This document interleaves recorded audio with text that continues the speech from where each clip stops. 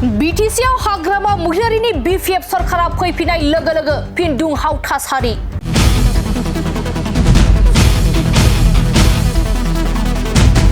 Tiger इज back अदेबानि मोसाया फैफिनबाय आरो बिब्दिनो हिंसा आयेनखान्थि बेले-बेजे आरो असान्थि।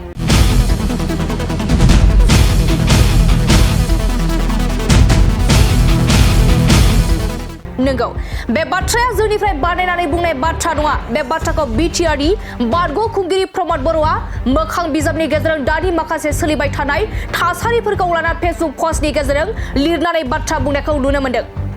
नंगौ BPF सरकारा फैफिननाया दान मोननैसो बारलांबाय। सरकाराव फैफिननाय लोगो लोगो बड'लेण्डआव हिंसा, बमा बेरफ्रुनाय, दावराव-दावसि, आयेन बेरेखा जाथाय, मोगा-मोगि जानाय, जुवा गेलेनाय, लुथिनाय जाथायफोरखौ नुनो मोनगासिनो दं। बेनो हाग्रामा दैदेननाय BPF सरकारनि नेरसोन होननानै मोखां बिजाबनि गेजेरजों बाथ्रा बुंदों बिटिआरनि बारग' खुंगिरि प्रमद बर'आ।